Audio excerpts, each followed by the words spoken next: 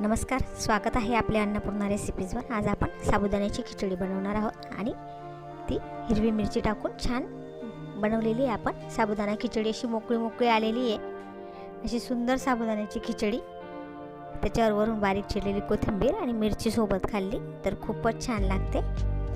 आता आपण याच्यासाठी आधी साबुदाणे कसे भिजवायचे ते बघणार आहोत। साबुदाणे एका पसरट भांड्यात आपल्याला जेवढे करायचे त्याप्रमाणे असे टाकून त्यांना भिजवून घ्यायचे। पाणी टाकायचं त्याच्यामध्ये आणि ते पाणी काढून घ्यायचं एक वेळा स्वच्छ धुवून।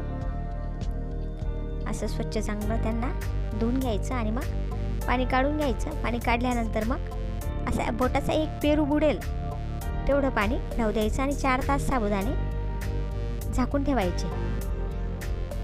मग ते पाणी 4 तासात चांगलं शोषलं जातं आणि साबुदाणे खूप छान फुलून येतात आणि मऊ भिजून जातात। हे पहा, साबुदाणे अगदी मऊ भिजले पण आणि मोकळे मोकळे झालेले आहेत। अगदी दाणेदार मोत्यासारखे साबुदाणे आपले झालेले आहेत।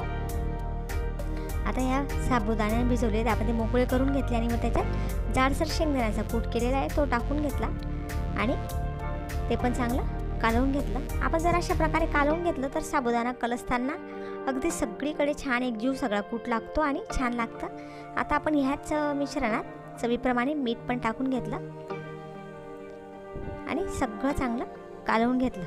त्याच्याने सगळीकडे मीठ पण छान लागून जातं। आणि आता आपण गॅसवर पॅन ठेवलं आहे आणि पॅनमध्ये आपण आता तेल टाकलं। तुम्ही साजूक तूपही वापरू शकता। आणि मग तेलाला चांगली कडकडीत जिऱ्याची फोडणी दिली। छान फोडणी दिल्यानंतर मग त्याच्यात आज आपण हिरवी मिरचीचा साबुदाणा करतोय। मग हिरवी मिरची अखंड किंवा तुकडे न टाकता त्याचा असा ठेचा करून घेतलेला आहे जाडसर आणि तो टाकला। त्याच्याने खूप छान चव येते आणि मग खाताना ते तुकडे मिरचीच्या बाजूलाही काढावे लागत नाही।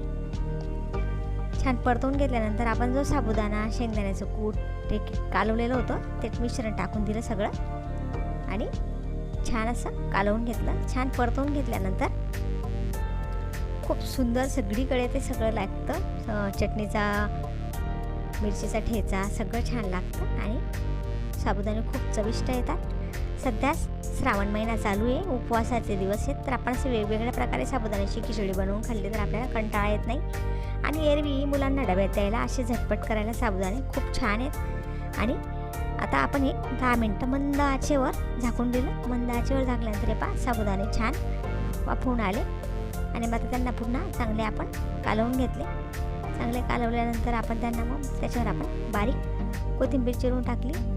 असे सुंदर साबुदाणे आपण मिरची बरोबर किंवा वरून दही टाकून लिंबू पिळून खूप सुंदर लागतात आणि खायचा कंटाळाही येत नाही। आपण प्रवासात स्वतः साबुदाणे बनवून नेऊ शकतो, मुलांना डब्यात द्यायलाही खूप छान आहे। आणि आपल्याला इतर वेळेसमध्ये खावेशी वाटले उपास नसतानाही तेव्हाही आपण हे सुंदर साबुदाणे आपण छान बनवू शकतो।